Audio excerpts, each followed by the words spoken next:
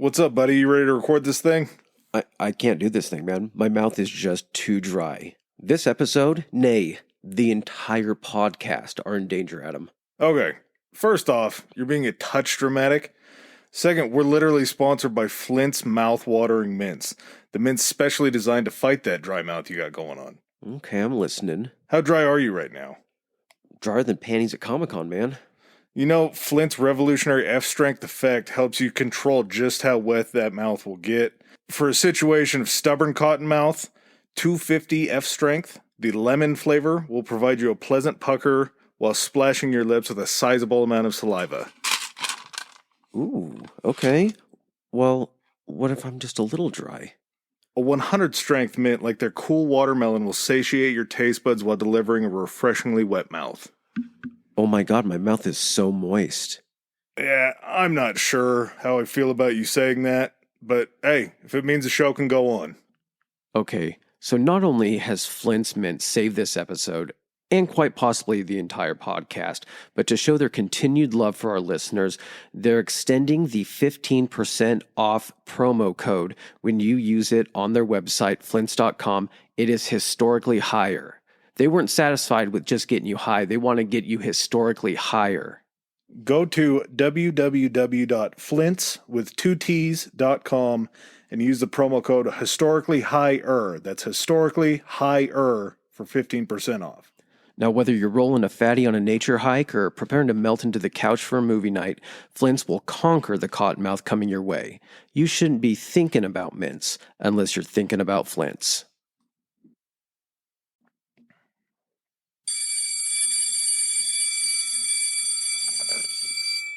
Gobble, gobble, gobble. Special Thanksgiving edition of Historically High. No vacation here. You're staying in class. And today, with my illustrious co-host over here to my left, Professor Adam, we get to, you always have some certain times when you make a poignant title for the episode, and this one is perfect. We helped them after they killed us. Yeah, I don't know. The best part about doing this podcast and smoking is when we do things once a year, like a Thanksgiving episode. I don't remember, and I'm sure we've mentioned this every time. Nobody else really does Thanksgiving, right? It's just pretty much us and the Canadians. Yeah. And for reasons that we understand here, the Thanksgiving was supposed to be the coming together of the native population and the white population for a big feast. I don't think that's how it works. The reason that we kind of lean towards doing Native American stuff over white people stuff is because in history we talk about Thanksgiving like it was a great coming together. But we really want to explain that the great coming together that happened to form Thanksgiving wasn't really a great coming together. No. Do you think that Thanksgiving really only kind of still exists in the capacity that it does today? Because it's not about what the kind of the genesis or what Thanksgiving, the meaning of it is traditionally. Now it's essentially 2 days off work. Yep.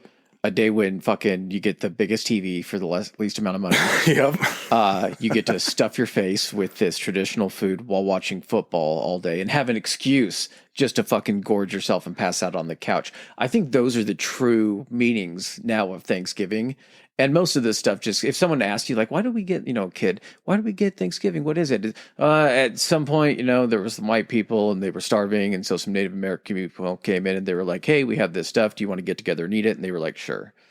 And then the white people rubbed their faces all over the blankets and were like, hey, would you like to trade blankets? Yeah, they were sharing napkins and everything at the Thanksgiving table, and then it created a genocide. But I'm thankful for most of the stuff that you mentioned. I mean, the Black Friday stuff, I could give or take. I worked in retail at a young age for long enough to just hate Black Friday, so I get that. But everything else, the food, the football, the pageantry of everything, it's all pretty cool. We get a parade. Yeah. I mean, the giant inflatable turkey. Is it still Macy's? I think it's still the Macy's Thanksgiving Day Parade. Yeah, that's pretty cool that we've at least figured out celebrations to where maybe we don't talk about the beginnings as much. Yeah, most people don't remember. But with this episode, we're going to be speaking about the Navajo Nation and then kind of a focal point on this. I can't talk about anything without trying to steer it into the direction of war, but this one just comes together so seamlessly. The Navajo Code talkers that took part in the Pacific Theater campaign of World War II, specifically as Marines. And This topic has gotten a little bit of shine. It's got a little bit of the Hollywood treatment. Unfortunately, it's gotten a little bit of the Hollywood treatment. There was a movie called Wind Talkers that had Nicolas Cage in it. And basically the movie, what it is it's crazy Nicolas Cage as a Marine just going through a whole bunch of shit. In the background are like the Navajo Code talkers. So all of that gets left in. It's a movie about fucking crazy Nicolas Cage. So it almost hurts more than it actually helps with visuals on it. There's a lot of movies. Have you seen Flags of Our Fathers? Yes. About Iwo Jima? Mm-hmm. That one I think was done a lot better. Obviously, everything, Band of Brothers, everything that happened, Pearl Harbor movies, they go pretty well. This was kind of the black sheep of, I think, the Pacific Theater movies. I don't know, man. That Pearl Harbor Michael Bay movie wasn't exactly great. No. That's the other thing too, is a lot of this like Midway, not a good movie. For some reason, this stuff, despite not having to be punched up just because historically it's so fucking fascinating. But yeah, like a lot of war movies for big events are pretty shitty. But then you get like Band of Brothers that encompasses like the entirety of something and explores the human element of it. Those are the ones that are most interesting. I digress, getting back to the Navajo. So, no more Nicolas Cage talk. Yeah, no more Nicolas Cage talk. But yeah, these guys, hopefully this sheds some light on it, how just completely crucial these guys were to the victory in the Pacific for the United States. And before we get into it, remember, guys, rate, review, subscribe, 5 stars wherever you guys get your podcast. Tell a friend, tell your family. When you're listening to this on your way to meet up with your family, instead of talking all that political bullshit and everything, which will be coming up because we're so fucking close to the election. See, I managed to squeeze in a little bit of time frame there. Talk about these guys. If people have an opinion about these guys, it's bullshit. Or negative impact or negative opinion, it's probably bullshit. So this is something you can talk about around the table while you're stuffing your faces. Yeah, hopefully everything went smooth with the election. We haven't really talked about it. We're time traveling. This is a pre-election episode. Hopefully everything went all right. Hopefully it shook out in a way where everybody was okay with the outcome. I don't think that's the most wishful fucking thinking you could be. Regardless, without further ado, let's get into the Navajo Code talkers.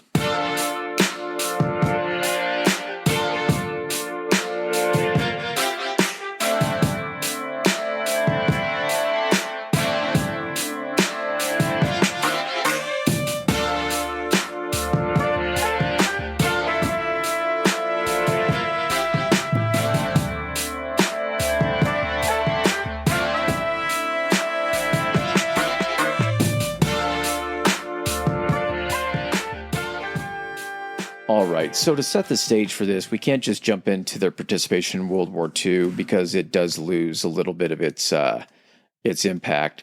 We kind of have to go back to, well, we can't really go back to the genesis or the start of the Navajo Nation because they've been around since before there were fucking white people in this country. But the first use of code talking in war, I'm pretty sure that's been a thing throughout most of the time frame that humanity has been in conflict, whether it was the Romans or anything like that. You're not just going to send a message that gives you flat out everything. You know, it might take one time and all of a sudden your messenger gets captured. The enemy knows where you're going to be attacking. You end up getting defeated and you're like, well, maybe we need a new method. So placing messages, orders, things like that in code has been around for a very long time.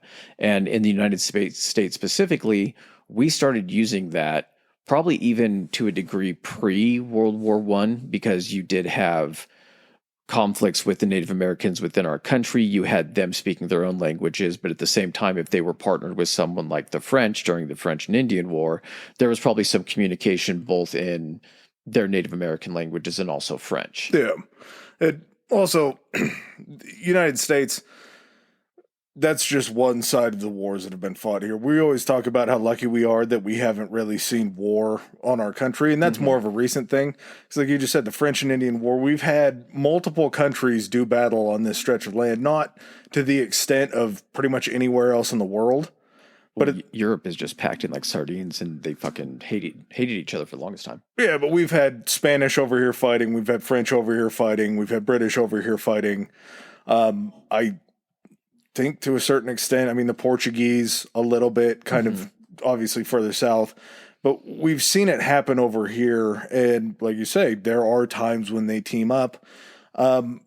Most of the ways that it happens in the United States, and thankfully it's more integrated now, but you would have certain units that were just like all Native American units. You would have all Mexican units. You would have all black units when you're talking about Like the Tuskegee Airmen and yes. that kind of stuff, yeah. So there was a little bit of compartmentalization there, but you still would have the occasional Native American that would join up that would be in a different unit. And in World War I, it was a pretty big deal to try to figure out how to pass this information along, because it was the first real close combat that we were away from our home turf. Not only that, but because it's so condensed over there in Europe, you're, running across enemy lines and everything. And this is at a point too where it's very early with the invention of probably even maybe Morse code and signaling, not actual verbal words and everything during World War I. But you have to find a way, information is key during battle. If you can redirect and you can move formations of troops, I think that's one thing on the scale of World War I, World War II, things like that, is the battles are so massive and there's so much to them that you kind of forget that the key to these is just being able to communicate with each other and tell this guy, hey, they're heading this direction, move this way so they can't surround us or cut us off. If you can't pass that communication, or if, for instance, that communication can be intercepted by the enemy, and you're sending out communications and saying the enemy is going this way, move all our troops over here, they're going to be like, well, fuck, we're just going to change positions and then attack this place because now there's no troops there. Also, at the same time, if your intelligence tells you that they have 500 soldiers at this camp that you're moving on, but you don't know that they had just recently been reinforced and now there's 1,500 soldiers, if you can't get that information back fast enough and you prepare for 500, there's 3 times as many when you show up. Mm-hmm. It's going to be a bad outcome. So during World War I, this was kind of the first use of Native American languages in a world war, and it was actually the Cherokee language. I think they served with the U.S. 30th Infantry Division, and they actually took place during the Second Battle of the Somme. The battles of the Somme in World War I think, were some of the largest, if not the largest battles that actually took place. The amount of artillery that was used during this has permanently scarred the landscape to where you can look at this and the land still hasn't recovered. This is where you see the comically large piles of expent shells from these cannons that look like it's a fucking cartoon. But this is the stuff that really happened. And so during the Battle of the Somme, when you have people that are out at the front line trying to spot enemies' positions, artillery positions, and you're trying to relay messages back and forth, you're also fighting, like Adam said, close quarters with the enemies, so those guys can get intercepted, and you need to be sending something in a manner that they can't decipher what you're trying to communicate to your allies. Well, interestingly enough, they were under British command. So this wasn't the U.S. seeing their Cherokee people over there and thinking this plan up. This was a plan that was devised by the British. They're like, you speak funny. My great-grandfather told me actually something about people that talk like you. Isn't that kind of weird? We're completely aware of who the British are.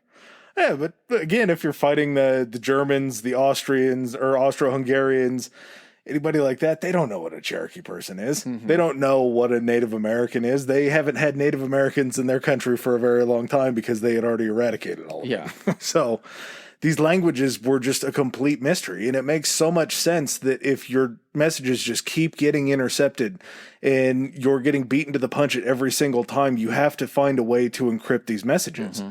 And if you have an unbeatable code, i.e. a language that no one on the other side speaks, or would take a prisoner of war and be able to put together the connection that person speaks the same language as the code, it would be impossible to break. Another example in World War I, there were Choctaw soldiers. They actually served during this thing called the Meuse-Argonne Offensive. This was back in October of 1918. So the 26th, basically, they get plugged in to this to this war. They're not coming in essentially and being used from the jump. But all of a sudden, this battle isn't going very well. This offensive isn't going very well. They get these guys, I think you said there's 8 of them, and start using them essentially as code relays, speaking back and forth about positions, troop movements, things like that. And basically kind of stop the, I guess at that point, what was the name of the, I can't think of this in World War I, not the Axis, but the... Triple Alliance? Yeah, the Triple Alliance. So basically stop them from advancing within 24 hours, and within 72 hours, the Allies had completely shifted the momentum when we're on full attack. And this can be directly related back to these Choctaw, basically code talkers, who were able to give the Allies the advantage of not having their communications, their mail being able to be read by the enemy, basically. It was so successful that after World War I, the Germans sent 30 anthropologists to the United States to basically go to these indigenous peoples and learn their languages.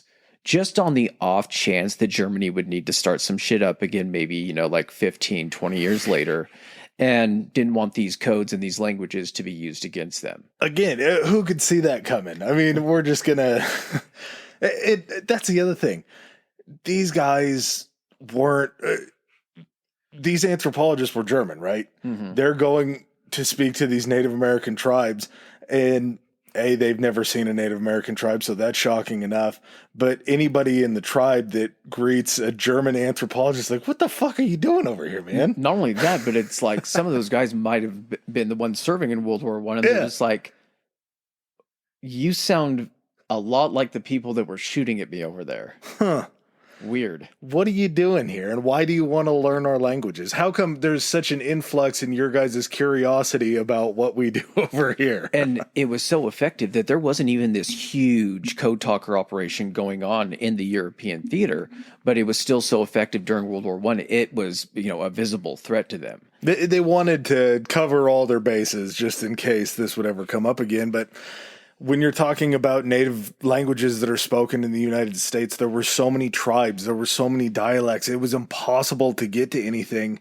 And then, not to mention, Navajo, which is going to be the focus of our episode today, is a language that's not written down. It's only spoken. Yeah. It's not a written language, so their oral tradition is essentially how they teach and how they pass down all of the information here, which is going to play a huge part in why they're so good about retaining and then relaying these messages.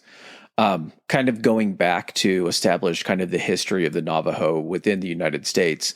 So we're going to kind of start with the long walk of the Navajo, as this is a common trend throughout any of these, indigenous tribes, is there always seems to be a relocation from their native lands to someplace else.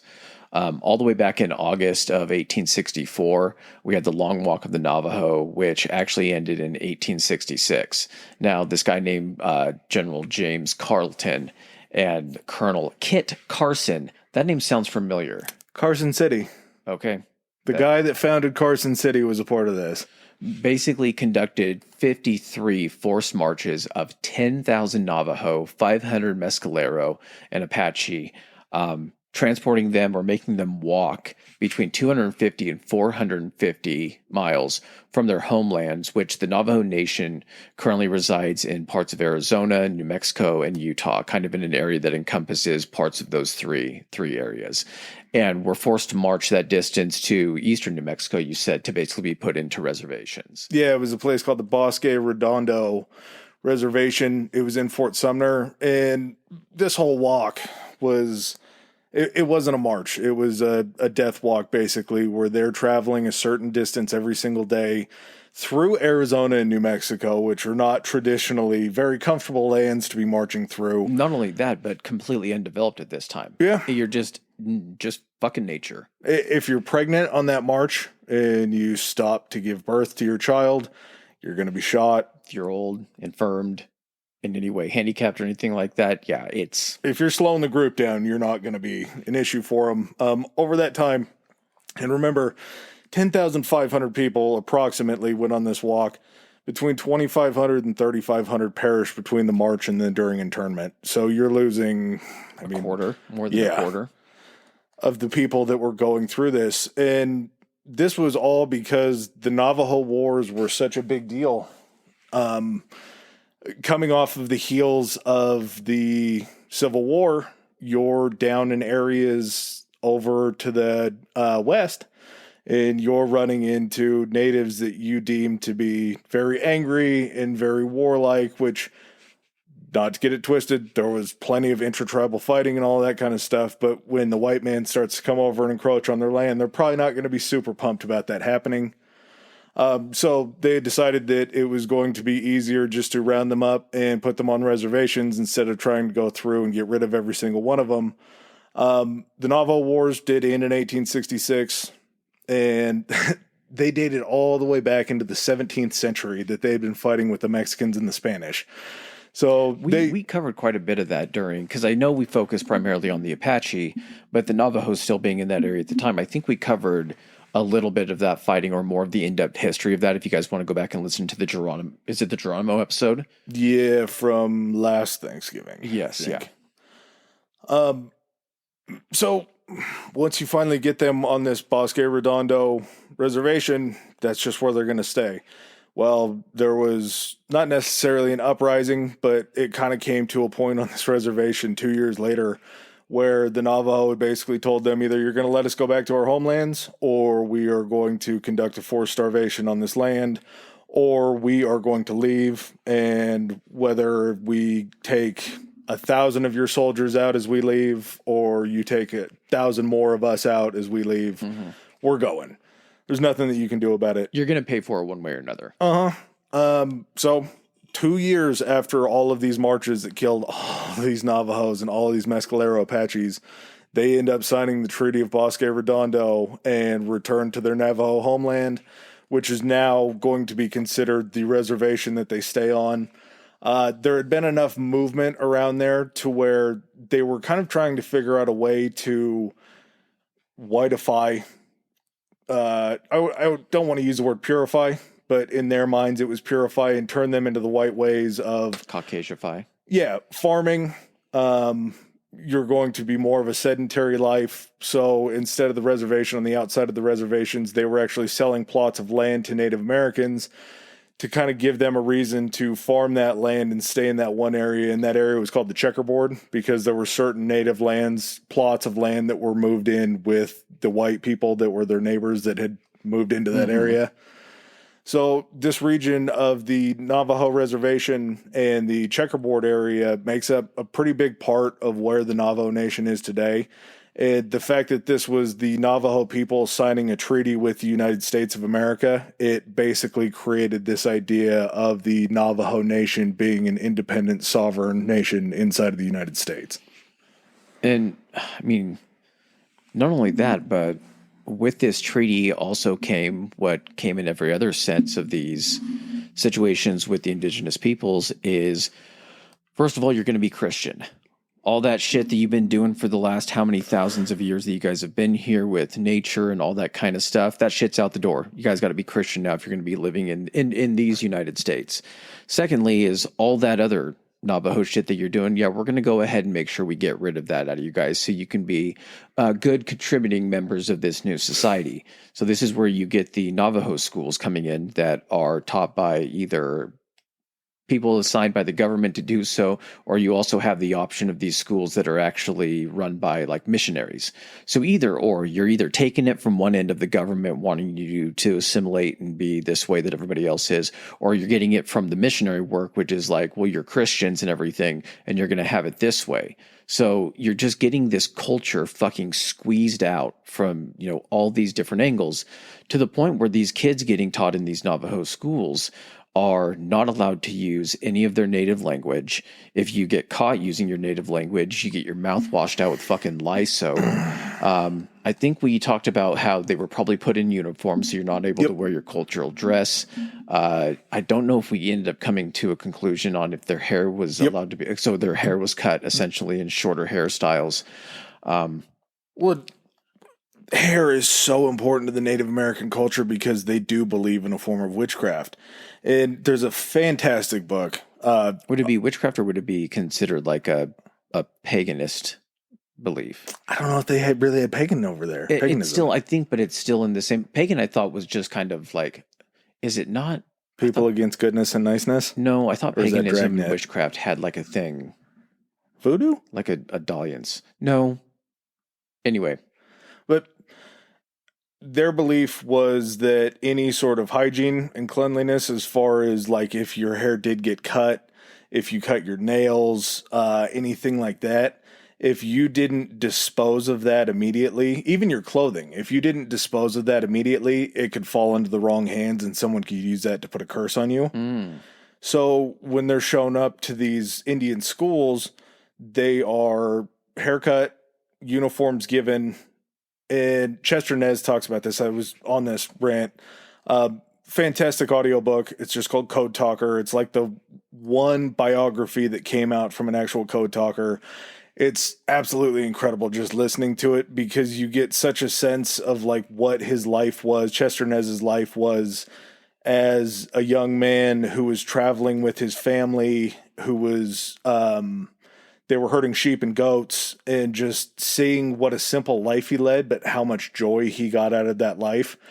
And then being put into these Indian schools. And there was a point in time during the audiobook, and audiobook people have always bugged me when they're like, oh, it depends on who's narrating it. I get it now. You have to have somebody that has the voice to keep you in on these books. Yeah. And he was talking about his first experience there, like as soon as he'd gotten there, when they were putting on their uniforms, and there was a smaller Native American kid that was next to him that couldn't figure out buttons.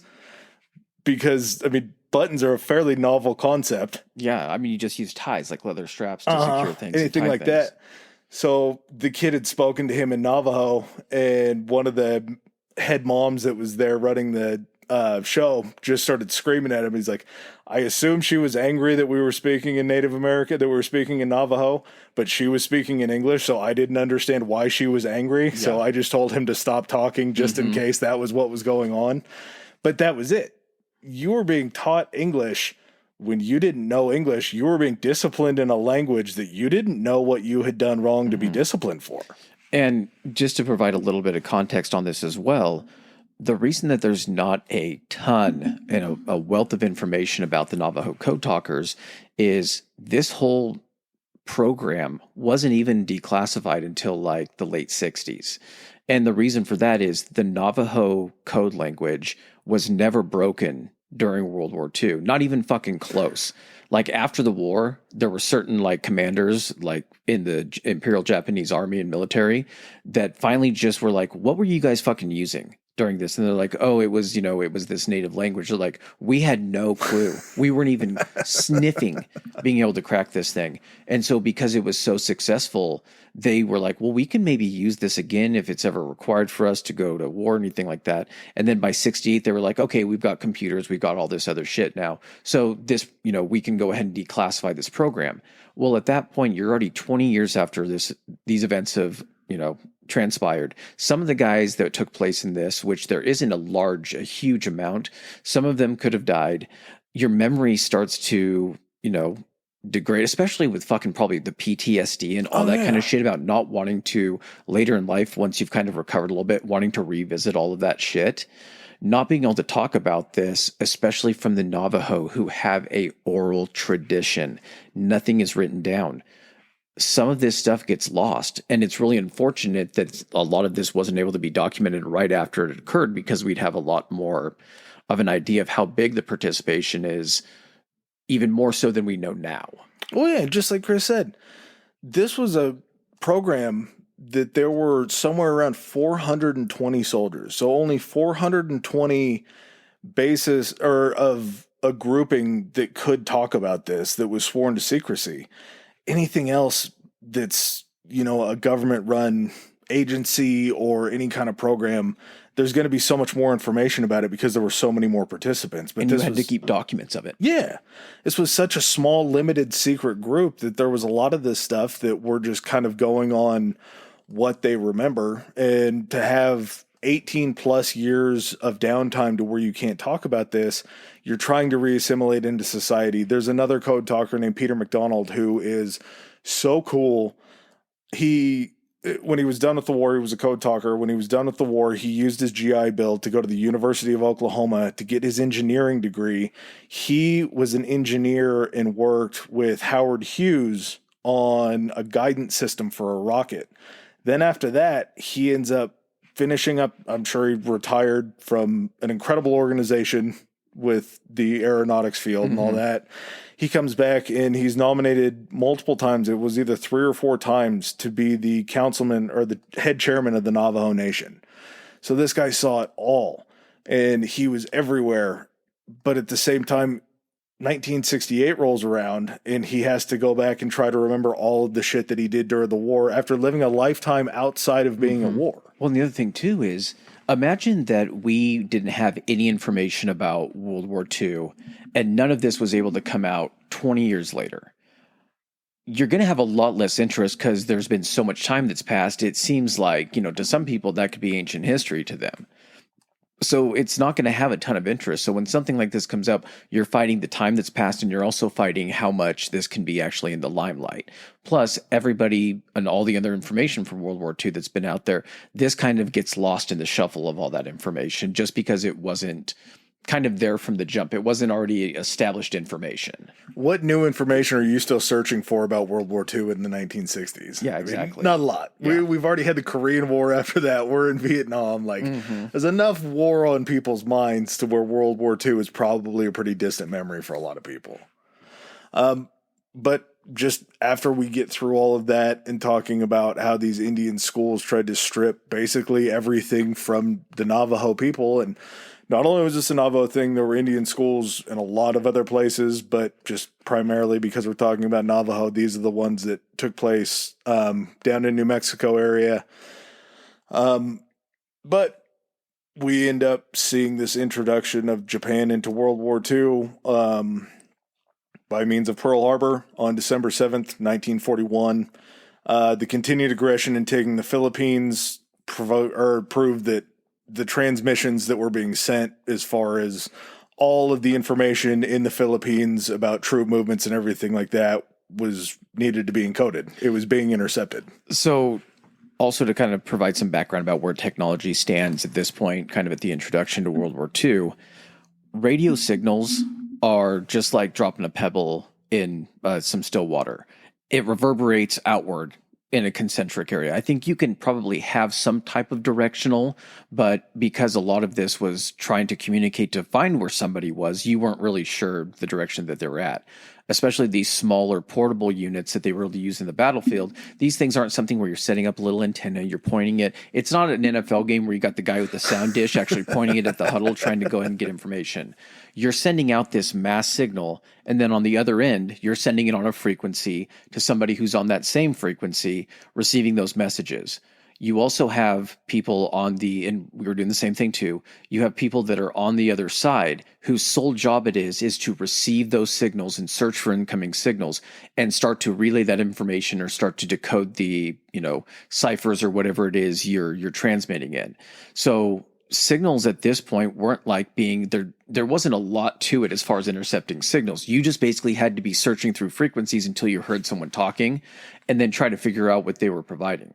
And especially communicating and trying to signal over a long, long distance, those waves for those communications are going to be fucking heard by everybody. Yeah. Oh, yeah.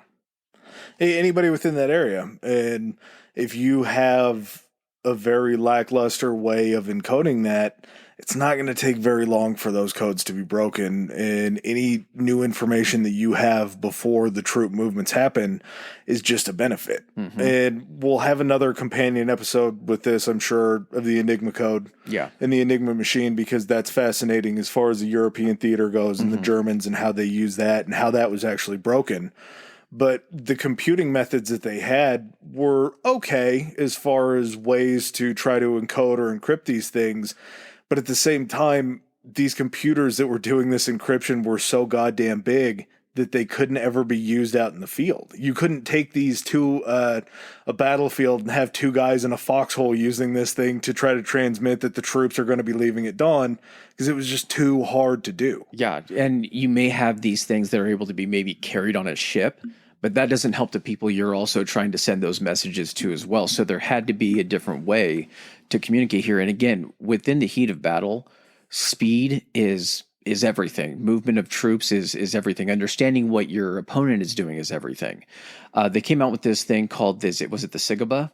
Sigaba, the ECM Mark II was the computer. It was a cipher machine. So it was basically like, think of it as a computer version of like the Enigma code machine that the U.S. was using to encrypt messages, but was way too clunky. The Germans were using the Enigma code? Yes, the Germans were the ones using the Enigma. Too clunky and also too time consuming.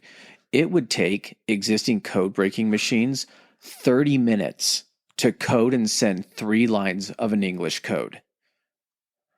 So much can happen. When I read that number, I was like, this is bullshit. Like, I could see where you transmitting that could help in the lead up to an operation where you're like, okay, on this date, at this time, you're going to go ahead and take this fleet to this location. At this date, at this time, we're going to be, advancing on the beaches. When you're doing all of your prep work and you have time to actually prepare for that kind of stuff, sure, 30 minutes may not be that crazy. But again, that's only 3 lines of code. So you're having to also be very specific as to what you're saying, have an efficiency or an economy of words there. Well, what are you going to get? What information are you going to convey in 3 lines? I mean, there was a lot of shorthand. My biggest concern is how useful can that information be when shit starts hitting the fan and, fucking bullets start flying, when everything is so fluid that 30 minutes, that's the difference between an entire, army being wiped out or being surrounded and taken prisoner. And then all of a sudden that message comes through and it's like, oh yeah, they're actually flanking you guys. Well, that fucking information would have been useful 30 minutes ago. The shelling is going to begin in 15 minutes, and it takes you 30 minutes to encode that the shelling is going to begin in 15 minutes.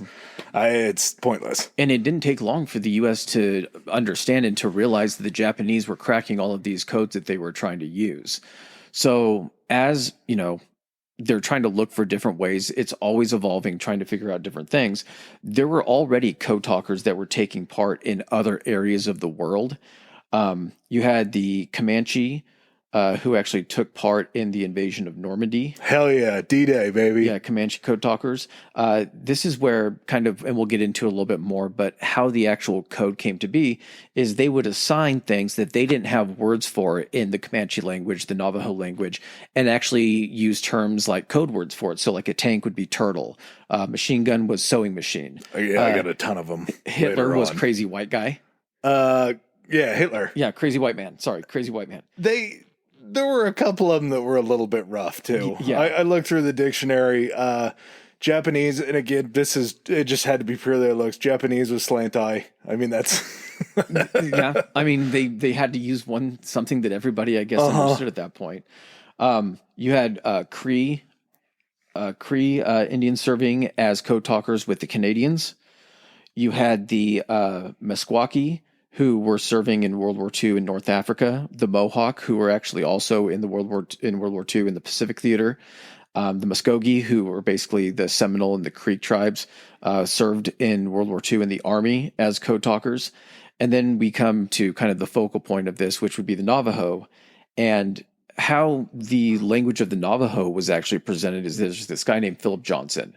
He was a World War I veteran, and basically had grown up on the Navajo reservation as the son of missionaries and learned their language from a young age, and basically didn't even speak perfect fluent Navajo, but basically learned a version what they call like pidgin, a pidgin language of Navajo, enough to basically like merchant Navajo. It was enough Navajo to where you could successfully trade. They had trading posts on these reservations where things from the outside world would be there for sale.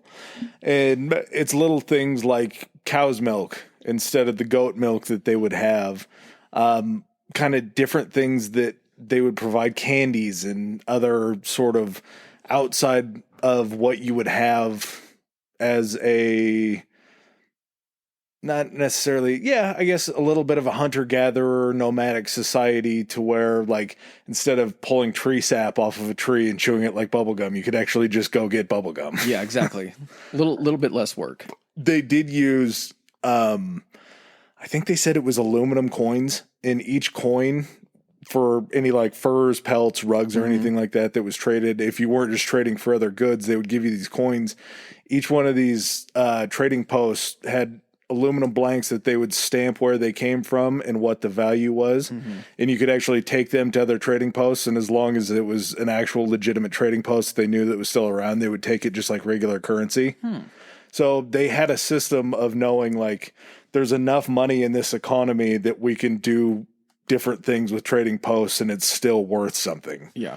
And so despite this, I mean, there were not many people that understood this. You had people that were probably like Philip Johnson, who could have been maybe like an intermediary between people that didn't speak Navajo, which were the vast majority of everybody, and then these Navajo speakers. 30 non-native people they estimated could speak it. Yeah. In the entire world, there were 30 non-Navajo people that knew this language. And that's just that they could speak and understand regular Navajo. Yeah. Had no idea once this got converted into a code what any of this would mean, just like kind of touching on that one dude that we talked about a little bit earlier. Insanely fascinating guy, this life. His name was Joe Kiyomia. He was a Navajo soldier who was actually just serving in the army when when World War when World War II first popped off. He was serving over in the Philippines. He was actually captured by the Japanese army in 1942. This guy, as the war went on and all of a sudden Japan couldn't crack this Navajo language, through some way, shape, or form, through interrogation, I'm not sure exactly how it came about, they discovered that like he could understand this language. I'm sure it was an instance of them literally just marching these prisoners in and having them listen to like recordings of this code talking and be like, do you understand anything they're saying? Do you understand anything they're saying? And this dude ended up understanding that they were speaking Navajo, but because of the way that the code was actually being spoken, it was just nonsensical stuff to him. He had no idea what any of this stuff meant. He was kept as a prisoner of war for 3.5 years. Yeah. Was actually a prisoner in Nagasaki when the atomic bomb was dropped and survived the bombing, being shielded by the concrete walls of his cell. Took them 3.5 days to come rescue him. Oh, and before he made it to Nagasaki, he survived the Bataan Death March. So this guy went through some fucking shit and ended up surviving and ended up making it back to the States.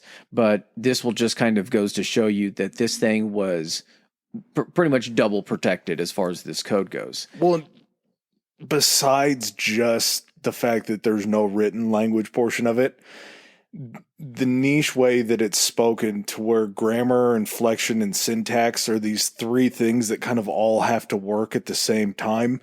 You can have the same word being spoken, but if the inflection's at the beginning of the word as opposed to the end of the word, it could mean something completely different. So even if you knew the language and you could translate out the meaning and the emphasis on the words to give the word, the way that the code ended up working was these similar words would be used, but they would be used to represent different letters because they had different meanings. So even if it's just a recording that you're hearing, unless you know exactly what the rest of the code is, you could give the wrong word because you can't quite hear where the inflection points are. Yeah, if you all of a sudden you decipher that one word and you're like, we definitely know what this one word means, you don't know when they're using those other two words and the message isn't coming together. And that's one thing that stuck out to Philip Johnson. He was serving as a civil engineer in Los Angeles and actually went to, I'm not sure what the station of the guy was, but someone with the Marine Corps, and was basically like, hey, if you guys are looking for code communication, he obviously knew based on his service in World War I that this was something that they were utilizing. He's like, you guys should really look into the Navajo language. It's an unwritten language. Like Adam was saying, the grammar was insanely complex with different meanings or the same word in their language, possibly meaning up to 3 different words, just depending on how they said it. And this guy was like, you know what? I don't know. He's like, listen, give me permission to do an example, a demonstration with like 200 of these guys and you'll completely be sold on. He's like, listen, he's like, I'm not going to commit that many resources to it, but I'll give you an opportunity. You go ahead and put together a little show and see what your guys can do against our modern computation equipment. Yeah. And so right in front of this guy named Major General Clayton Vogel. Johnston took these, I don't remember exactly how many it was. I think it was like initially when he brought them in, it ended up being like maybe 6 guys. And those 6 guys were able to translate a 3-line message in 20 seconds in Navajo. 30 minutes 20 versus seconds. 20 seconds. And it was without error. Yeah. The accuracy was completely just insane. He sees this, understands what this could mean as far as any communication in the heat of battle, and is like, okay, start this program right now. What we're going to need to also do is we're going to need to turn this language into a code as well. We're going to need to make sure you guys know the terminology for things that we're using in the military, troop movements, names of, ships and all that kind of stuff. Anything that's going to come up on the battlefield, we need to have some type of terminology. And of course, coming from a native area, you're not going to have words for fucking airplanes or submarines or battleships. So this is where you get things like the nicknames, like Hummingbird was like a fighter plane and Iron Fish was a submarine. There's a couple things that I'm a little bit dubious about when it comes to the Navajo language and how they name some of this stuff. We'll talk about that in a little bit. But what they needed to do with this pilot program was they needed Navajo speakers that could also speak English too, that were fluent in English. So Johnston, being somebody that was on the Navajo Nation, says, okay, well, we have these Indian schools. We're going to go down. Fort Wingate was one of them. There was another one that Carson had created down there that Chester Nez had actually come from. But in this area, they go to these Indian schools and they start recruiting these English-speaking Navajo children. And men, the reason I say children was I believe the youngest one to enlist had lied about his age and was 15 years old. Yeah. A lot of these guys, because they're getting them from these schools, are getting information about maybe previous students. A lot of these guys are on the younger side. Most of them being probably over 18. But again, you have these people that, and we were kind of talking about what would be the drive for these people, because what we're basically talking about now is the country that has put your people through so much shit. You now have this guy coming in and being like, hey, so I know, maybe the relationships between us and the country got off to a rocky start. I've lived on the reservation. I know what you guys have gone through in whatever fucking way you could have.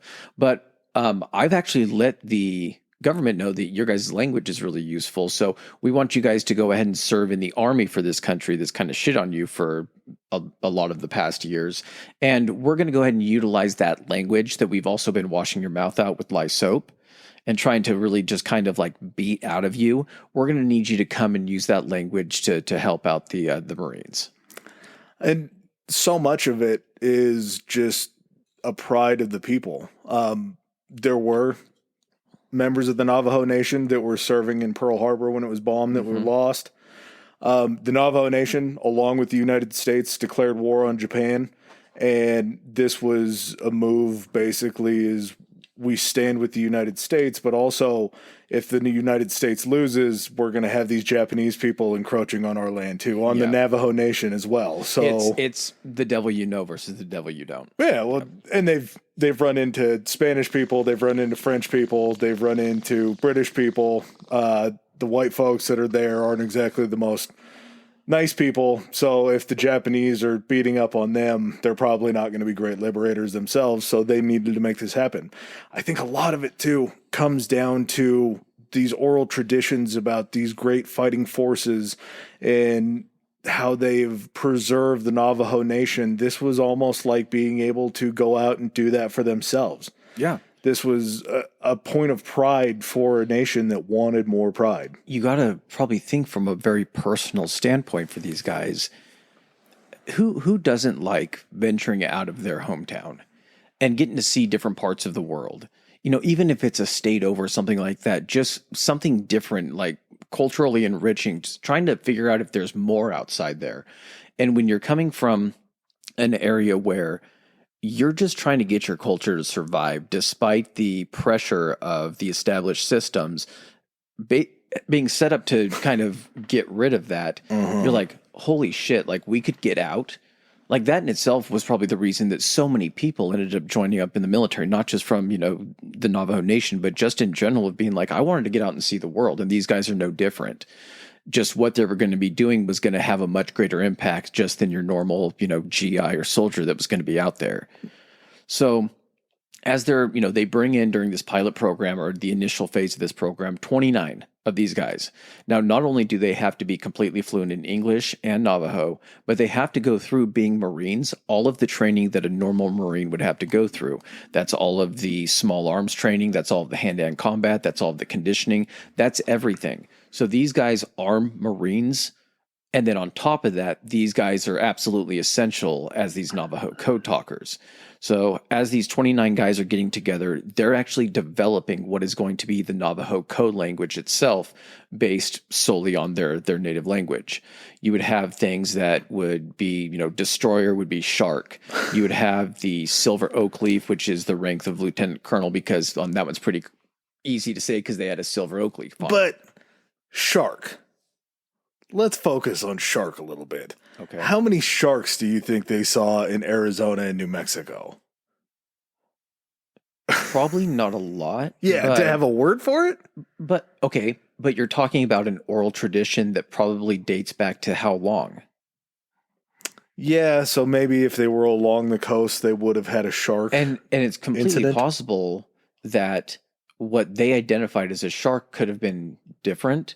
It doesn't mean that it's that necessarily. It's whatever they applied that word to. Yeah. And, ironfish was submarine, torpedo planes were swallows, bomber planes were buzzards, grenade was a potato. And again, what they're doing as part of this code and how they develop it, I'm going to try to simplify it here because we spent way too much information trying to look into this. So you have these words within the Navajo language that, depending on how they're pronounced, can actually have 3 different meanings. So the code would actually be spoken, and let's say that the first letter was going to be A. What they would use is the Navajo word for ant. Walache. Walache. Well, if you're hearing Walache and you know English as far as like a code breaker, like on the Japanese side, you're assuming that's W. You don't know that there's the other translation going over to that.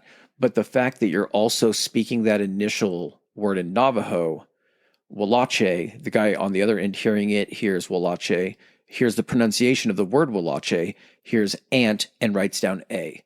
So the word would just be essentially the first letter of each of the words would then spell out the message. So they're basically just saying, and these are completely nonsensical words, and I'm not saying them in Navajo, but you could say ant, tree, fish, beaver, mountain, and just go through words like that. And that's going to go ahead and bring up what the code is going to be. And that's why it was so fast. You had one person on one end just basically talking, and the other person on the other end, all they have to do is listen to what the word is and write down the first letter. That's why it was so insanely fast. But because of how many layers of language it had to go through and then being coded on top of that, the Japanese had no fucking clue because, again, there's only 29 guys initially starting this thing. Well, if you want to add another layer of encryption, you go apple, basalana, axe, tisnil. All 3 of those meant A. Yeah. So you could have 2 A's in one word, and you could use Walache and tesnil, and it means they both mean A. Yeah. B, you have badger, bear, and barrel. Nahashchid, shush. Shush is very funny for bear because it's like, oh God, there's a bear shush. So you had multiple words, just like we do now, that start with the same letter, and within each of those words, a different pronunciation to get to that word that starts with a different letter on how it phonetically sounds. Yeah, so you could have 3 different Navajo words for the same letter that could be used within the same sentence, within the same line of anything. I mean, it's a double encryption as far as you have the English translation, but then you have more encryption on top of that with as much Navajo on top of trying to figure out where these words go in the sentence because they were spoken in Navajo. And instead of saying like, how are you doing? It would be like, do you feel okay? Would be the way that phrase would be said. So you have to, there's just so many lines to figure it out. And it's huge because this was developed over 13 weeks. Prior to that 13 weeks, though, when they were sitting in this room just isolated by themselves, they had to go through this basic training. In this basic training, they excelled. They were sharpshooters using most guns. When they would go on marches or they would go on runs, you would have these guys. One of the ways that they would test like how great you would be in the field would be they would give everybody a full canteen. And then by the end of the run, if you finished, you would pour out all the water in your canteen to show how much you had to take to get through it. They did a version of that during Band of Brothers where they had to fill their canteens. They were told not to drink from their canteens. And then when they got back, everyone upended them at the same time and they were looking for whose ran out faster. Yeah. But kind of going back to the way that it was done during their training, these were people that were used to subsiding on the land. Yeah. And not only on the land, but in a not very hospitable region of that area. And so not only were they fucking just harder fucking people, but they also knew where to actually go for resources. So they're out there and you have these, white Marines that are literally just like passing out and being pulled out of there. And these guys are fucking operating at, 100% because they're like, oh, we can get water from that plant over there. And they'd be going over there and these guys would always, they never drank anything. Their canteens were always full. Yeah, their canteens were always full because they knew exactly where to go to get water.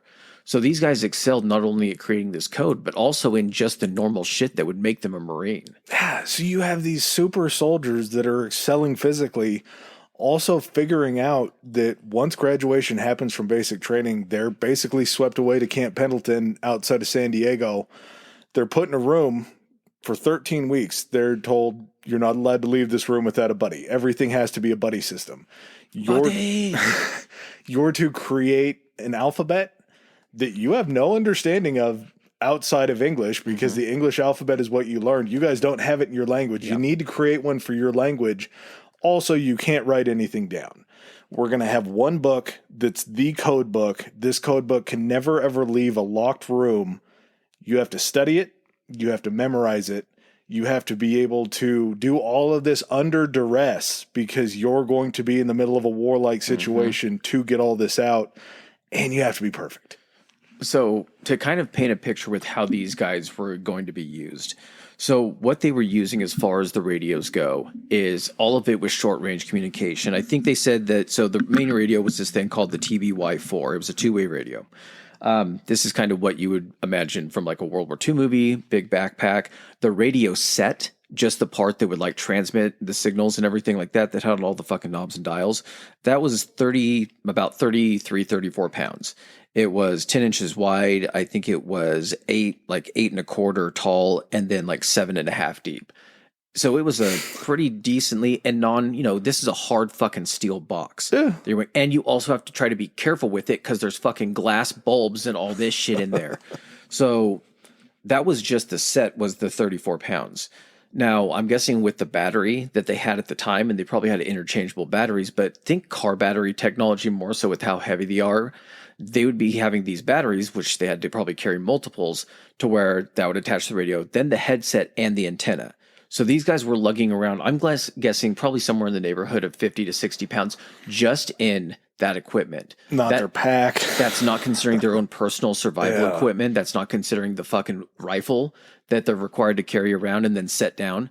So you would have radio command centers that would be set up essentially, and that would kind of still be within the battlefield. It would just be back from the lines because clear line of sight, these radios would only go maybe a few thousand yards.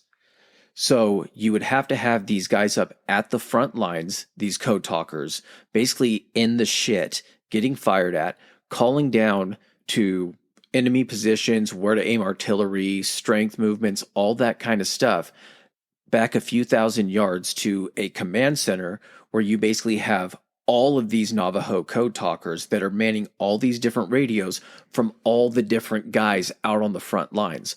All that information's coming in. Then all of a sudden, these guys are turning around and talking to the dudes either manning the mortars or artillery on the beach or calling out to the fucking battleships and cruisers out offshore, calling in directions for artillery strikes, for troop movements, all of this stuff.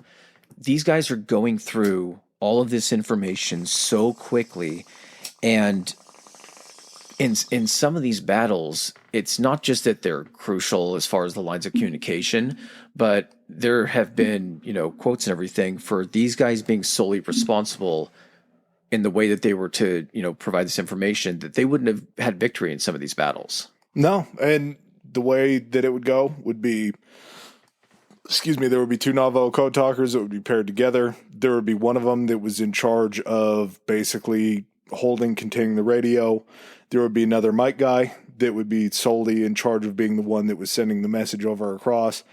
They were both responsible for code accuracy. So if the speaker was incorrect in what he was saying, he would have to be corrected by the guy that was running the radio. The guy just held his thumb up while he was talking. They would just flash it down if he wasn't saying it right.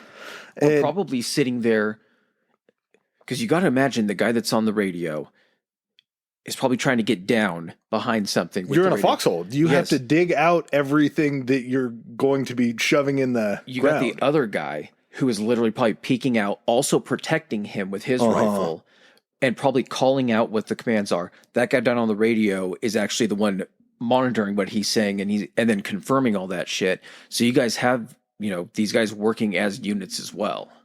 And also, there's no downtime during war. When you're in the shit, you have to figure out how to sleep. So these guys would take shifts in manning and watching what was going on, listening on the radio for anything going on.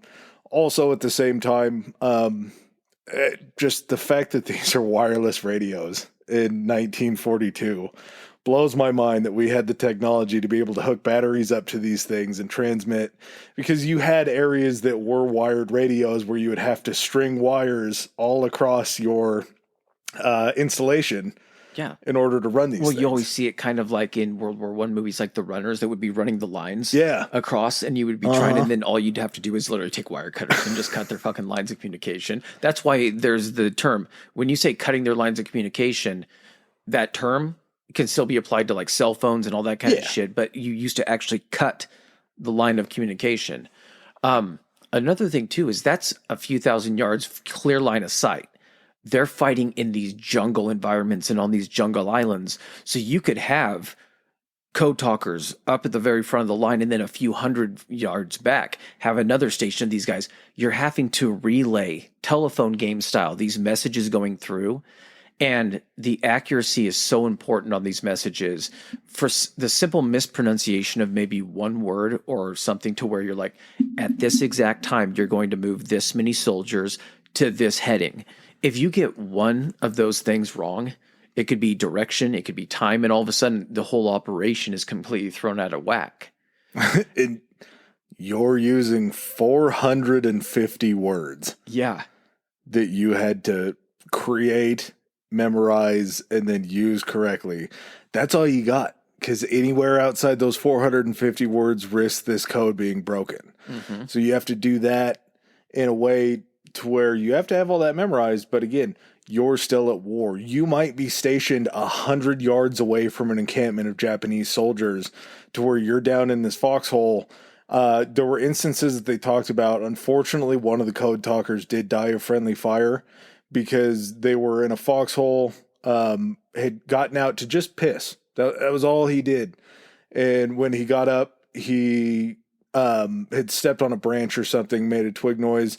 One of the other guys that was a radio transmitter popped up out of his foxhole and shot him and killed him, because he thought it was the Japanese advancing. They had to have certain techniques to do literally everything to avoid detection, because not only are you worried about the Japanese hearing you, you have to deal with friendly fire, because these guys are trying to protect their jobs too. They're so fucking jumpy, and we could talk about that for so fucking long, about probably from what level of racism and that kind of shit that these guys endured, basically just looking somewhat similar to people in East Asia. Yeah. And there were instances where one of the code talkers was down on the beach in an outpost in line to get food, in the chow line, and was going through and getting his food with other Marines around. And this guy thought he looked like a Japanese soldier, went and got his gun, and came and tried to take the guy prisoner at gunpoint in the fucking chow line. And the dude's just like talking to him in English, and he's like, I'm a Marine, dude. I'm wearing my Marine shit. I'm just trying to get food. And so at that point, they also started getting assigned basically guards when these guys were just walking around, because they were such a fucking precious resource that they couldn't afford to lose any of them. And their job was top secret. They couldn't tell anybody. You couldn't justify speaking in a different language to another soldier because you can't let that secret out. I know. And like that, like if that guy knew, hey, this is we're actually speaking Navajo code. That guy gets captured, gets tortured, and they're like, "What is the code they're using?" And it's like it's just called Navajo. All of a sudden, there's this word Navajo out there for the Japanese, and they're questioning everybody about it. So maybe a guy gets captured that is one of these code talkers, and they wouldn't have known that he was Navajo. He's just like, no, I'm from this area. I'm from New Mexico. But they know about Navajo. They get this info. Like, there's so many ways that this thing could be fucking leaked out. I think we should take a bathroom break, and then we're actually going to get into the thick of it once the fighting starts. Cool.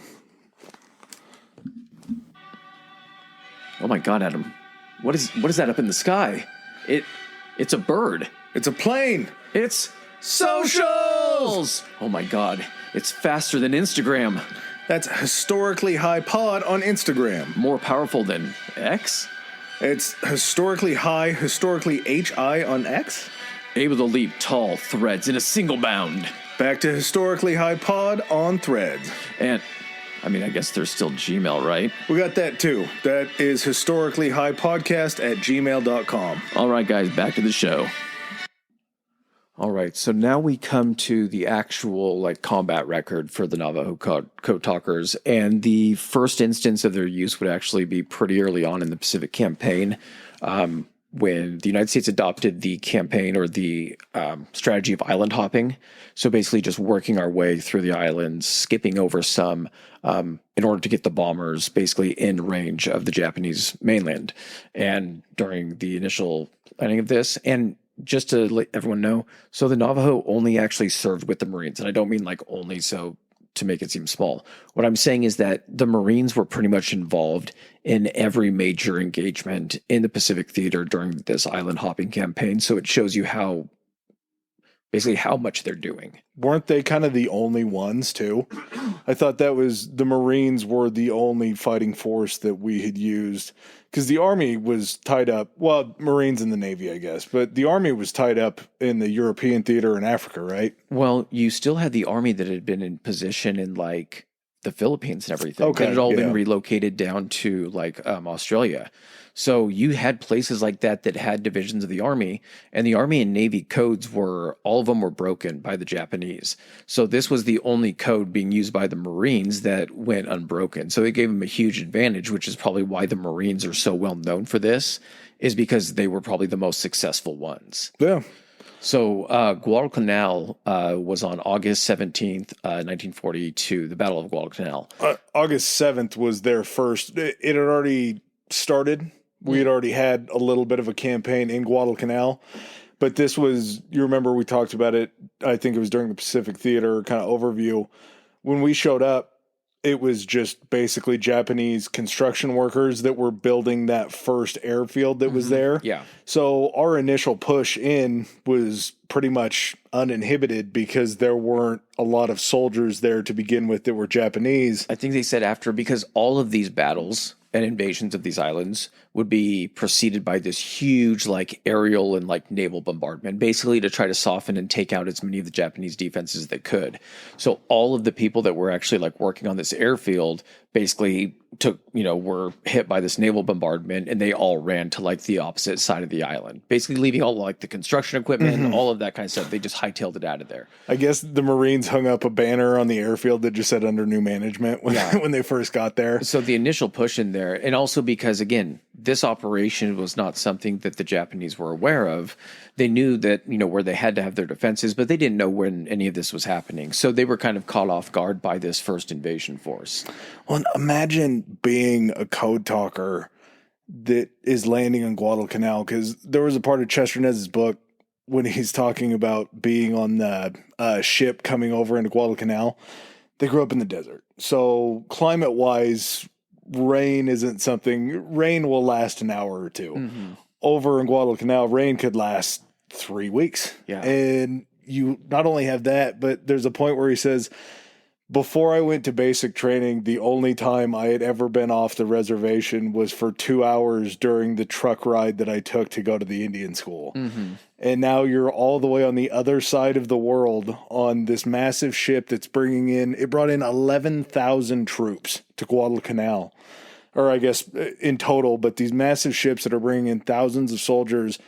And then you start to hear the gunfire and you start to smell the black powder in the air, and you look down and there's starts to be bodies in the water, and you're put in this position where it's like, oh yeah, now I have to remember everything. Yeah, you've trained under like live fire exercises. You've gone through as much as they can do, but there's got to be no way to prepare you for the change in topography. So you're going in, you've never seen a fucking jungle before. So now not only are you going into a jungle, but now you're heading in on this landing craft. You have this naval fucking bombardment, this just the loudest fucking noise of this naval gunfire you've ever seen. You see planes flying in above you, like dropping bombs and stuff like that on this island. You can just hear constant machine gun fire.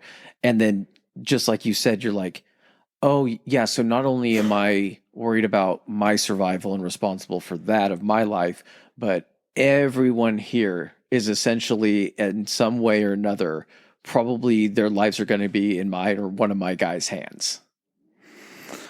Yeah, it's a lot just to try to take in. They were I believe it was the second beach assault wave it hit, so they were still on the boats and watched this first assault wave basically make their way onto shore, being shot at, being killed. And that's the difference so much to me about thinking about going through like training process or anything like that. Mm-hmm. You're never going to see a dead body floating next to you in the water. No. And as soon as you see that, or as soon as you see dead bodies piling up on shore. As soon as you see someone get blown apart or step on a mine. Yeah, what? Or their head fucking explode. Where does your mind go at that point? It's just survival. Uh-huh. You have to have a sole singular focus to be able to get on shore, figure out where you're going to be stationed, dig a foxhole wherever you are to be able to sink down in further to try to stop getting shot at. And then immediately it's like, okay, get the radio fired up. We got to start sending transmissions. So that's what I think probably, because when they went into that landing, I think 15 Navajo Code talkers went in like with that initial wave. Yep. I would imagine that that's probably because you're going to be transmitting back out to the boats for information. That was the odd man, probably. Yeah, so he was the odd man. He would go call out enemy positions once he was there on the beach, direct naval gunfire, and then as they were able to push in, you then needed that other group to then relay those messages back. It's like the further in you push, the more like extending the rope. Mm-hmm. Okay, we need to plug in 2 more guys. You're going to go out to this location, and you would just keep moving forward. Yeah, it's so much of just you're being thrown right into the fire. And Guadalcanal was a pretty big fire to try to get through. It would last till February of 1943. It ended in Japanese retreat.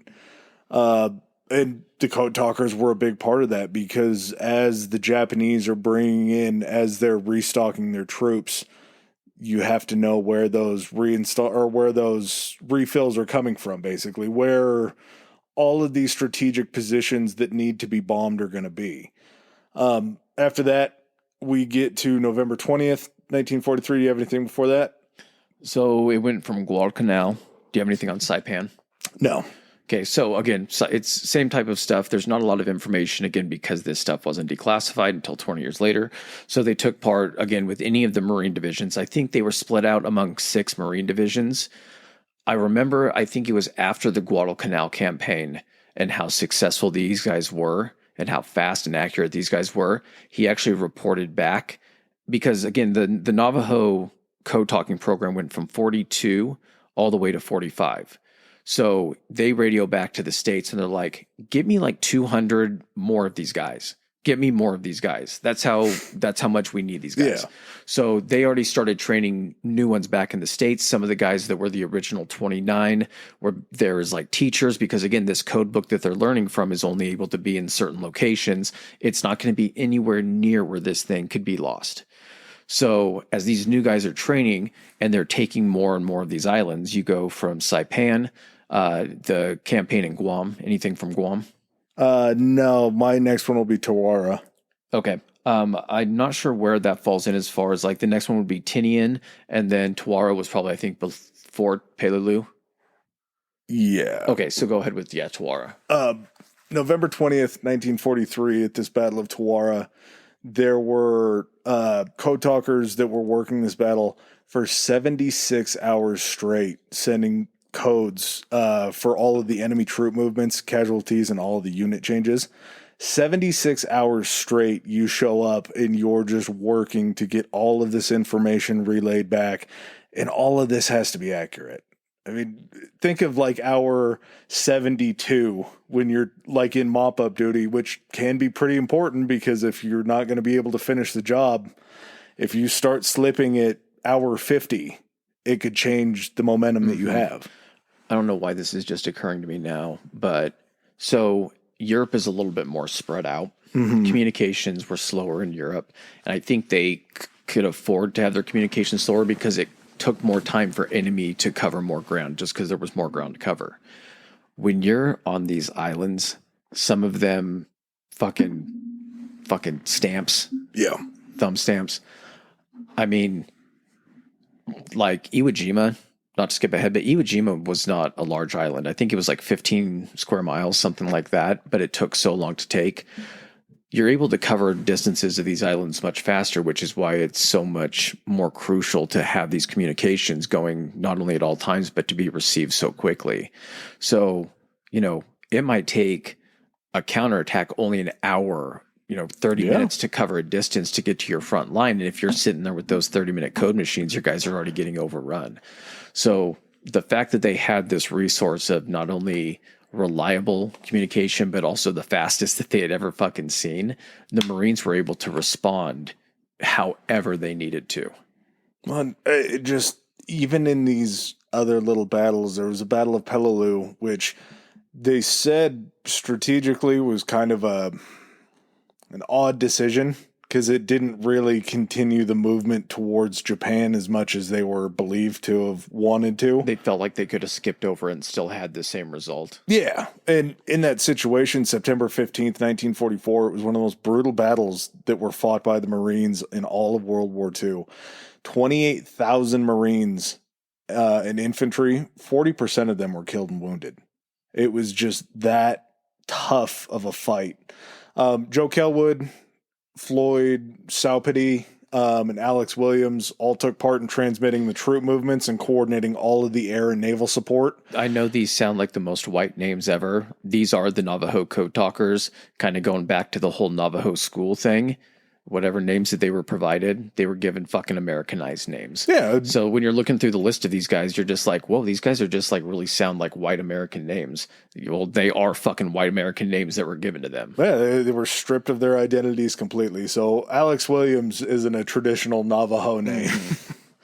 There was a guy named Jack Jones that was wounded by Japanese artillery, and he actually continued to transmit throughout this entire time. Chester Nez, I believe, was also injured. He took a piece of shrapnel in the foot from a Japanese landmine. And even through the entire thing, he hiked all the way out to where he could get medical assistance and continued to transmit that entire time, and then actually went back out into the field after they had patched him up. So they were so important during this time to getting this information out that they didn't care. If it wasn't something that was going to completely knock them out of the war, they were going to go right back in. All in total, there were about 420, I think I mentioned that earlier, Navajo Code talkers during this time. And some of the new recruits, as they were coming in for replacements, like you would, if you were in a pair, they would pair a newer recruit that had just gotten over there with somebody that had been in the shit for a while.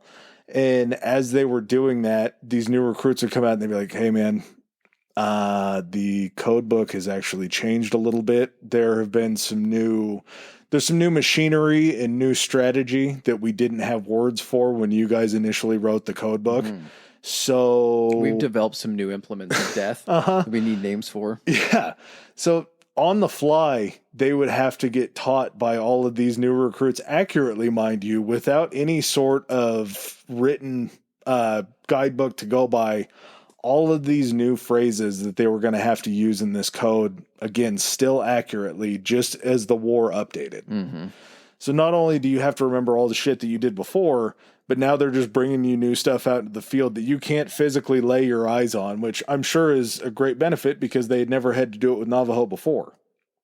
So if you didn't have to look at a word to understand it prior to, if you're just hearing it and taking in that information, if that's the only way you had done it before, you're in great shape. The Battle of Iwo Jima was the biggest. February 19th, 1945, there were 3 sets of code talkers that transmitted around 800 messages apiece within the first 48 hours without a single mistake. So we're talking about potentially 2,400 messages in a 48-hour span. Six dudes. 6 dudes that are just passing along this flawless information. And Iwo Jima, if anyone has ever seen like Flags of Our Fathers, there's a ton of, if you've ever seen the famous like raising of the flag, Mount Suribachi, one of the most famous images actually probably ever, or at least with World War II, that was actually Iwo Jima. And it was one of the fiercest fighting, I mean, in the Pacific, the amount of casualties that were taken just to take this little island. And, you know, like how we're talking about them going to the island, what that had to have been like, you know, their first time. When you're sitting there and you're on the front lines and there's nothing but sound going on around you from machine gun fire, mortar fire, explosions, all that kind of stuff, you have to, and to be so accurate when you're talking with explosions in the background and relaying these messages, and to keep your fucking composure and your cool when shit's just going fucking, you're in the fucking meat grinder. You're being shot at. Yeah. With just fucking shells and artillery probably landing around them, turning and looking at guys getting mowed down, fucking bonsai charges and everything, and trying to relay information when everyone's charging you with fucking bayonets. Like, it's insane the amount of just sheer pressure these guys were probably under. Because, you know, of course there's a ton of pressure when you're just a soldier sitting next to another soldier in a foxhole, you're firing at the enemy. But when you're trying to call out information that is literally trying to save the lives of everyone around you, and no one else there can do what you're doing, so if you go down or you don't do your job, everyone's fucked. Just that amount of pressure, and to basically be able to kind of withstand that the entire time is just nuts. How many times do you think there was a message being transmitted and all of a sudden a grenade falls into your foxhole, or it rolls right next to where you are and you have to deal with a live grenade? Yeah. Just ready to kill you, and you have to try to get that information across. If there's explosions going on near you as you're trying to pass along your code and something muffles your voice just in the slightest amount, how is that accurate? And not only that, your inflection. Yeah. You're trying to raise your voice at certain points to get over sound or noise, but you have to maintain consistency because it could mean a completely different word. It's just incredible how you could work that hard in just a 48 hours amount of time while still trying to fight your position off. There was a guy, he was the 5th Marine Division major. His name was Howard Connor. He said if it were not for the Navajos, the Marines would have never taken Iwo Jima. Iwo Jima was a huge step towards getting to Japan to drop the 2 big guys off. Yep.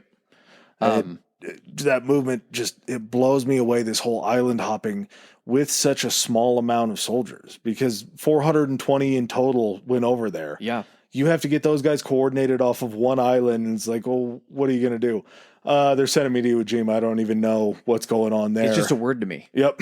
And it had to have sounded just like a word to everybody else. Yeah, out of 50,000 tribe members in the Navajo Nation, 540 served in World War II. 375 to 420 of those guys were trained as code talkers. Now, those guys are being spread throughout so many different areas with these Marine groups, also still training other guys, trying to rest up so they don't get fucking skills fade or anything like that. They took place with the Marine invasion of Okinawa. One thing that I heard that kind of hit home with them on this is in history, the Okinawan people were separate from the Japanese people. It's now kind of feels like it's synonymous, but you always hear, instead of saying I'm Japanese, it's more I'm Okinawan. So there's still that pride of kind of an independence, regardless of who they're actually kind of being ruled over. So the Japanese actually came over, and I'm sure it was prior to World War II. I don't know the exact history on it, but they were, taken over by the Japanese. And as these Navajo code talkers were kind of seeing the Okinawan population, they kind of saw like some similarities. Yeah, a lot. Yeah. And of like, okay, these people are like exactly in the same position that we have been in, and that, the indigenous people, they're indigenous people that were taken over by somebody else.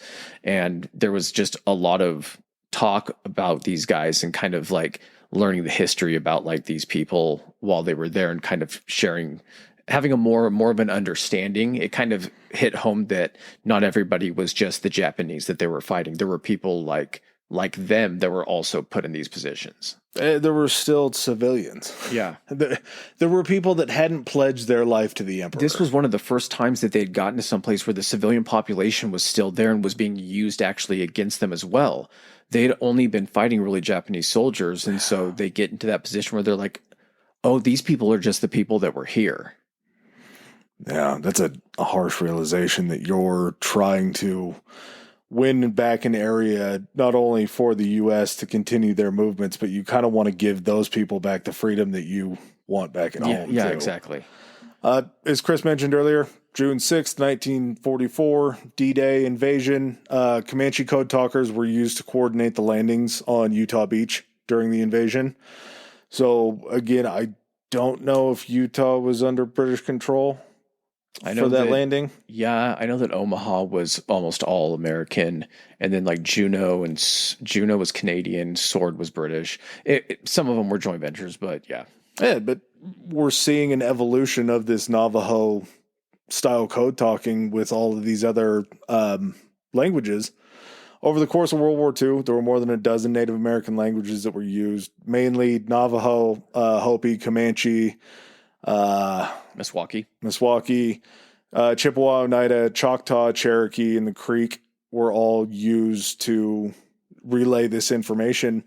It's believed there's not a whole lot of documentation on this, I'm sure, because a lot of it hasn't been declassified, and they probably didn't use it a whole ton because this was more of a UN venture. But during the Korean War, there was also possibly some use in Vietnam as well. So we're talking, if this is declassified in 1968, it probably was phased out more. But at the same time, if you're in the shit and you need this and you have the ability to do it, you're probably going to use it. Even if you only have to use it 5 times. If it works 5 times, that's all that it needs to use, or all that it needs to work. Mm-hmm.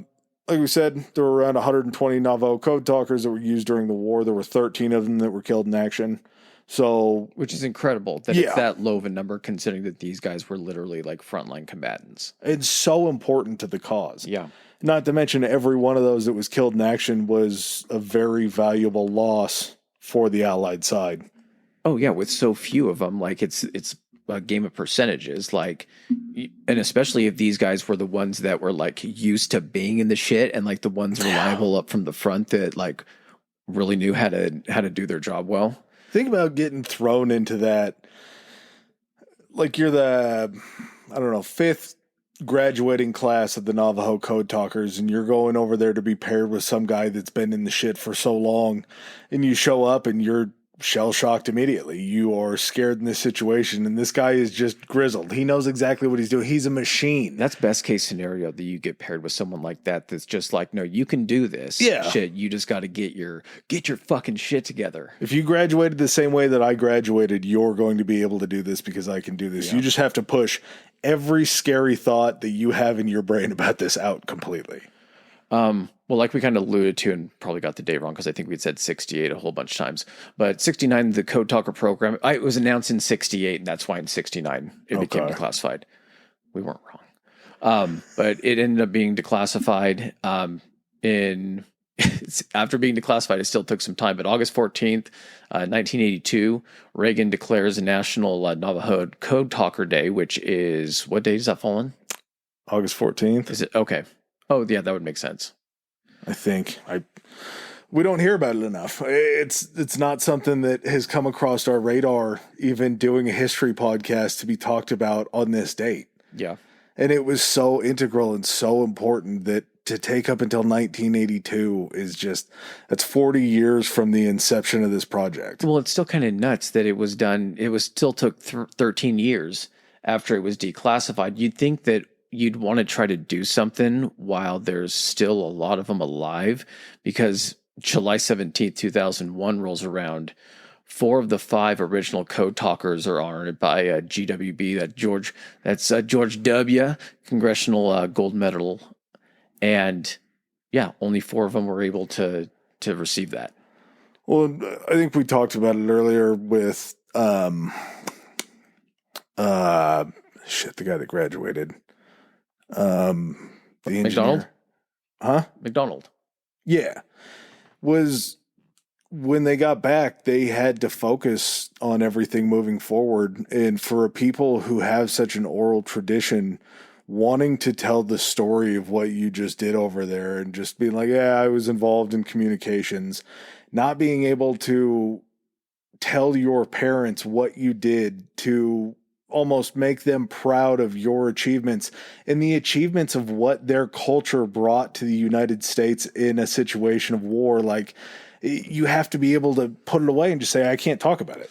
The number of lives actually saved by these guys isn't really quantifiable. And I'm not saying that to be like, it's this many millions and millions of lives. But when it comes down to it and you look at the amount of casualties that took place on these islands, even these small ones, when we were advancing and we were moving forward, but the amount of just attrition that the Japanese were willing to take, there weren't retreats really on these islands. Like, it was like, you're going to fight these islands down to the last man. And so that's why the American casualties were so high. Now take into account that, what if you couldn't communicate effectively? What if the Japanese knew more information instead of knowing zero information about these like Marine movements? The amount of troops that would have been killed, that's why I'm saying it's inquantifiable, but it's got to be just within the thousands. Oh, yeah. And thousands. Absolutely. Because even if you're transmitting, hey, there's 15 spider holes up on this mountain that you guys are about to advance on, where these guys are going to pop out and start throwing grenades and shooting, everybody be wary. Even just that, if you can stop a surprise attack from happening at any point in time, it's going to save a ton of lives. I'm going to go tens of thousands. Yeah, I think that's more appropriate. But yeah, something that we don't know enough about, just even as a country, and the only thing that people relate this to is the fucking Wind Talkers movie is ridiculous.